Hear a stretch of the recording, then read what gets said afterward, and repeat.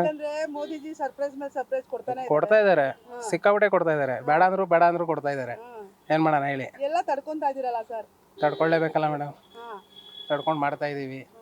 ಎಷ್ಟಿದೆ ಸರ್ ಇವತ್ತು ರೈಟ್? 93 ರೂಪಾಯಿ ಇದೆ ಅಂತೆ ಮೇಡಮ್. ಹೇಗ್ ಸರ್ ಜೀವನ? ತುಂಬಾ ಕಷ್ಟ ಆಗ್ಬಿಟ್ಟಿದೆ ಮೇಡಮ್ ಜೀವನ. ಎಷ್ಟು ದುಡಿತೀರಾ ದಿನಕ್ಕೆ? ದಿನವೂ 2,500 ಸಾವಿರ ದುಡಿದ್ರೆ ಇದಕ್ಕೆ 1,000 CNG ಗೆ ಹೋಯ್ತದೆ. ಬಿಸ್ನೆಸ್ ಇಲ್ಲ, ಏನಿಲ್ಲ, ಹಂಗಾಗಿದೆ ಪರಿಸ್ಥಿತಿ. ಏನ್ ಮಾಡೋಣ ಹೇಳಿ. ಯಾರು ಸರ್ ಇದಕ್ಕೆ ತಲೆ ಕೆಡಿಸ್ಕೋಬೇಕು? ಸರ್ಕಾರದವ್ರು ತಲೆ ಕೆಡಿಸ್ಕೋಬೇಕು. ಯಾವ ಸರ್ಕಾರ ಸರ್? ಕಾಂಗ್ರೆಸ್ ಅದು ತಲೆ ಕೆಡಿಸ್ಕೊಂಡ್ರೆ ಆಗುತ್ತೆ ಮೇಡಮ್. ಕಾಂಗ್ರೆಸ್ ನಾವೆಲ್ಲ ಕೇಂದ್ರದಲ್ಲಿರೋದು, ಅವ್ರು ಮಾಡ್ತಾರೋ ನಾವು ಮಾಡಿಲ್ಲ ಅಂತಾರಲ್ಲ ಸರ್. ಅವ್ರು ಕೇಳಿದ್ರೆ ಇವ್ರ ಮೇಲೆ ಹೇಳ್ತಾರೆ, ಅವ್ರು ಕೇಳಿದ್ರೆ ಅವ್ರ ಮೇಲೆ ಹೇಳ್ತಾರೆ. ಇಲ್ಲಿ ಬರ್ತಾ ಇರೋದು ಮಧ್ಯ ಜನಗಳಿಗೆ ಏಟ್ ಬೀಳ್ತೈತೆ, ಅಷ್ಟು ಬಿಟ್ರೆ ಇನ್ಯಾರು ಬೀಳ್ತೈತೆ. ಫಸ್ಟ್ ಎಷ್ಟಿತ್ತು ರೈಟು? 89 ಇತ್ತು. ಅದಕ್ಕಿಂತ ಮುಂಚೆ 56 ರೂಪಾಯಿ ಇತ್ತು ಅನ್ಸುತ್ತಲ್ಲ, ಅದು LPG.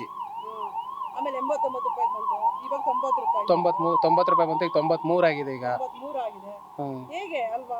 ದುಡಿಯೋದೆಲ್ಲ ಇವ್ರಿಗೆ ಕೊಟ್ಬಿಟ್ರೆ ಪಾಪ ನೀವು ಲೈನಲ್ಲಿ ನಿಂತ್ಕೊಂಡು ಗಂಟೆ ಕ್ಯೂ ಅಲ್ಲಿ ನಿಂತ್ಕೊಂಡು ಹಾಕ್ಸ್ಬೇಕು. ಬಂದಿದ ತಕ್ಷಣ ಏನಾದ್ರು ಹಾಕ್ತಾರೆ ಅಂದ್ರೆ ಏನೋ ಮಾಡ್ಬೋದು, ಅದು ಹಾಕಲ್ಲ. ಬಾಡಿಗೆ ಚೆನ್ನಾಗಿ ಸಿಗ್ತಾ ಇದೆಯಾ? ಬಾಡಿಗೆ ಏನು ಸಿಗ್ತಾ ಇಲ್ಲ ಮೇಡಮ್. ನಿಮ್ದು ಯಾವ್ದನ್ನ ಆಪ ಅಥವಾ ಓನ್ ಏನು ಸರ್? ಓಲಾ ಊಬರ್. ಊಬರೇನಾ? ಅವ್ರಿಗೆ ಎಷ್ಟು % ಕಮಿಷನ್ ಕೊಡ್ಬೇಕಾಗುತ್ತೆ ಸರ್ ನೀವು? ಅವ್ರಿಗೆ ಕೊಡಬೇಕಾಗುತ್ತೆ ಮೇಡಮ್ 2,000. ಓಕೆ, ಇವಾಗ ಇಷ್ಟು ದುಡಿದಿರೋದ್ರಲ್ಲಿ ಎಷ್ಟು % ಕೊಡ್ಬೇಕಾಗುತ್ತೆ ಅವ್ರಿಗೆ? ಅವ್ರಿಗೆ 50% ಕೊಡಬೇಕಾಗುತ್ತೆ. 50%? ಮತ್ತೆ ಹೇಗೆ ಸರ್? ಕಷ್ಟ ಇದೆ, ನಡೆಸ್ತಾ ಇದೀವಿ ಅಷ್ಟೇ, ಹೆಂಗೋ ಜೀವನ. ಹೇಳಿ, ದಿನಕ್ಕೂ ರೈಟ್ ಜಾಸ್ತಿ ಆಗ್ತಾ ಇದೆ. ಈಗ 89 ರೂಪಾಯಿಂದ 90 ರೂಪಾಯಿಗೆ ಬಂದಿದೆ, ಏನು ಹೇಳ್ತೀರಾ ಸರ್? ಅದೆಲ್ಲ ರೇಟು, ಪೆಟ್ರೋಲು, ಡೀಸೆಲ್ಲು, ಗ್ಯಾಸ್ ಎಲ್ಲ ರೇಟ್ ಜಾಸ್ತಿ ಆಗಿದೆ. ಹಂಗಾಗಿ ಕಸ್ಟಮರು ಕೂಡ ಅರ್ಥ ಮಾಡಿಕೊಂಡು ಒಂದು 10-20 ರೂಪಾಯಿ ಎಕ್ಸ್ಟ್ರಾ ಕೊಡ್ತಾ ಇಲ್ಲ. ಲಾಸ್ ಆಗ್ತಾ ಇದೆ. ರಾಪಿಡ್ ಆಗಲಿ, ನಮ್ಮ ಯಾತ್ರೆ ಆಗಲಿ, ಓಲೋ ಊಬರ್ ಆಗಲಿ, ರೇಟಿಂಗು ಬೆಳಗ್ಗೆ ಟೈಮ್ ಬಾಡಿಗೆನೂ ಕೊಡಲ್ಲ. 4 ಗಂಟೆ ಮೇಲೆ ಬಾಡಿಗೆ ಬೀಳುತ್ತೆ. ಆ ಬಾಡಿಗೆ ಟ್ರಾಫಿಕಲ್ಲಿ ಹೊಡೆಯೋಕ್ಕಾಗಲ್ಲ. ಇನ್ನೊಂದೇನಪ್ಪ ಅಂದರೆ, ಒಂದು ಕಸ್ಟಮರ್ನ ಒಂದು 10-20 ಎಕ್ಸ್ಟ್ರಾ ಕೇಳೋರು ಕೊಡಲ್ಲ ಅವರು. ಯಾಕೆ ಕೊಡಬೇಕು, ಅದೇನಿದೆ ತೊಗೊಳ್ಳಿ, ಹಂಗೆ ಹಿಂಗೆ ಅಂತಾರೆ. ತುಂಬ ಕಷ್ಟ ಆಗ್ತಾಯಿದೆ. ಏನು ಡಿಮ್ಯಾಂಡ್ ಮಾಡಲ್ಲ ಮೇಡಮ್. ಕೇಳ್ತೀವಿ, ಈ ಥರ ರೇಟ್ ಜಾಸ್ತಿ ಆಗಿದೆ ಅಂತ ಕೇಳ್ತೀವಿ. ಅವು ಆಪಲ್ಲಿ ಏನು ತೋರಿಸ್ತಾ ಇದ್ದಾರೆ ಅಷ್ಟೇ ತೊಗೊಳ್ಳಿ ಅಂತಾರೆ. ಅದಕ್ಕಿಂತ ಏನು ಜಾಸ್ತಿ ಕೊಡಲ್ಲ ಸರ್. ಕಸ್ಟಮರ್ ಏನು ಕೊಡಬೇಕು ಸರ್? ಯಾಕಂದರೆ ಈ ಸರ್ಕಾರಗಳು ನಿಮಗೆ ಬೆಲೆ ಜಾಸ್ತಿ ಮಾಡ್ತಾ ಇರೋದು, ಅದಕ್ಕೆ ಅಡ್ಜಸ್ಟ್ ಹಾಕೊಂಡು ಹೋಗ್ತಾ ಇದ್ದೀರಾ ಅಂತ ಅಂದಾಗ ಕಸ್ಟಮರ್ ಯಾಕೆ ನಿಮ್ಗೆ ಕೊಡಬೇಕಲ್ಲ? ಹಗಲೊತ್ತು 18 ರೂಪಾಯಿ ತೋರಿಸ್ತಾ ಇದ್ದಾರಲ್ಲ, 18 ರೂಪಾಯಿಗಿಂತ ಕಮ್ಮಿ ಕೊಡ್ತಾ ಇದ್ದಾರೆ. 18 ರೂಪಾಯಿ ಪರ್ ಕಿಲೋಮೀಟ್ರು.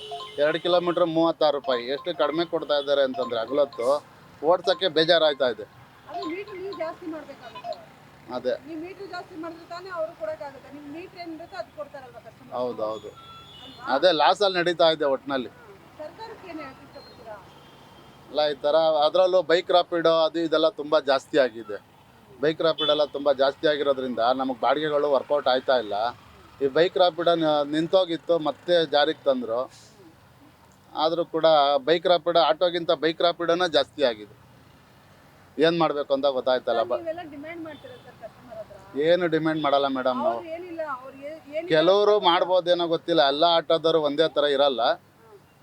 ಕೆಲವ್ರು ಮಾಡ್ಬೋದೇನೋ ನಮಗೆ ಗೊತ್ತಿಲ್ಲ. ನಾವು ಲೆಕ್ಕಾಚಾರ ಏನಿದೆ ಅದ್ರ ಪ್ರಕಾರ ಹೋಗ್ತಾ ಇದ್ದೀವಿ. ಏನು ಕೊಡ್ತಾರೆ ಅದು ಆದರೆ ಹೊಡಿತೀವಿ, ಇಲ್ಲ ನಿಲ್ಸ್ಬಿಟ್ಟು ಮನೆಗೆ ಹೋಗ್ತೀವಿ. 90 ರೂಪಾಯಿ ಆಗಿದೆಯಲ್ಲ, ಈಗ 100 ರೂಪಾಯಿ ಮಾಡಿದ್ರು ನೀವು ಹಾಕ್ಸ್ಕೊಂಡು ಗಾಡಿ ಓಡಿಸ್ತೀರಾ? ಹೇಳಿ. 90 ರೂಪಾಯಿ ಆಗಿದೆಯಲ್ಲ CNG, ಈಗ ನೆಕ್ಸ್ಟ್ ನಿಮ್ಗೆ 100 ರೂಪಾಯಿ ಆದ್ರೂ ನೀವು ಗಾಡಿ ಓಡಿಸ್ತೀರಾ? ವಿಧಿ ಇಲ್ಲ, ಓಡಿಸ್ಲೇಬೇಕು. ನಮಗೆ ಕೆಲಸ ಬಿಟ್ಟರೆ ಬೇರೆ ಕೆಲಸ ಬರಲ್ಲ. ವಿಧಿ ಇಲ್ಲ, ಓಡಿಸ್ಲೇಬೇಕು. ಈ ಕೆಲಸ ಬಿಟ್ಟರೆ ಬೇರೆ ಕೆಲಸ ಬರಲ್ಲ ನಮಗೆ. ಇಲ್ಲ ಯಾವ್ದಾನ ಗಾರೆ ಕೆಲ್ಸಕ್ಕೆ ಹೋಗ್ಬೇಕಷ್ಟೇ. 700-800 ರೂಪಾಯಿ ಸಂಬಳ ಗಾರೆ ಕೆಲ್ಸಕ್ಕೆ ಹೋಗ್ಬೇಕು. ಇವಾಗ ಲೋನಲ್ಲಿ ಗಾಡಿ ತೊಗೊಂಡಿರ್ತೀವಿ, ಲೋನ್ ಕಟ್ಟೋಕ್ಕಾಗಲ್ಲ. ತಿಂಗಳು ಬಂದರೆ EMI ಕಟ್ಟಲೇಬೇಕು. EMI ಕಟ್ಟಲೇಬೇಕು ಅಂತ ಏನಾಗುತ್ತೆ, ವಿಧಿ ಇಲ್ಲ, ಓಡಿಸ್ಲೇಬೇಕು. ಲಾಭನ ಓಡಿಸ್ಲೇಬೇಕು. ಆಮೇಲೆ CNG ಬಂಕ್ಗಳು ಕಮ್ಮಿ ಆದರೂ ಬಂಕ್ಗಳಿಗೆ ಬರ್ತೀವಿ ಗ್ಯಾಸ್ ಹಾಕ್ಸೋಕ್ಕೆ. ಇಲ್ಲ 2 ಅವರ್ 3 ಅವರ್ ನಿಂತ್ಕೊಬೇಕು ಗ್ಯಾಸ್ ಬಂಕ್ ಹತ್ರ. ಆದರೂ ಪ್ರೆಷರ್ ಇಲ್ಲ, ಅದಿಲ್ಲ ಇದಿಲ್ಲ ಅಂತಾರೆ. ಪ್ರೆಷರ್ ಇರಲ್ಲ, ಗ್ಯಾಸು ಇರಲ್ಲ, ಟೈಮಿಂಗ್ಸ್ಗಳು ಹಾಕ್ತಾರೆ. ಹಂಗಾಗಿ ತುಂಬ ಕಷ್ಟ ಆಗ್ತಾಯಿದೆ ಆಟೋದವ್ರಿಗೆ. ನಮಗೆ ಈ ಫೀಲ್ಡ್ ಬಿಟ್ಟರೆ ಬೇರೆ ಫೀಲ್ಡ್ ಗೊತ್ತಿಲ್ಲ. ಲಾಭನೋ ಒಟ್ಟಿನಲ್ಲಿ ಓಡಿಸ್ತಾ ಇದ್ವಿ. ಇಲ್ಲ ಬೇರೆ ಕೆಲಸ ಬರಲ್ಲ ನಮಗೆ. ಎಜುಕೇಷನ್ ಇಲ್ಲ, ಯಾವ್ದಾನ ಆಫೀಸ್ ಕೆಲಸಕ್ಕೆ ಯಾವುದಕ್ಕೆ ಹೋಗೋಣ ಅಂದರೆ ಎಜುಕೇಷನ್ ಇಲ್ಲ. ಆಟೋ ಓಡಿಸೋದು ಬಿಟ್ಟರೆ ನಮಗೆ ಬೇರೆ ದಾರಿ ಇಲ್ಲ.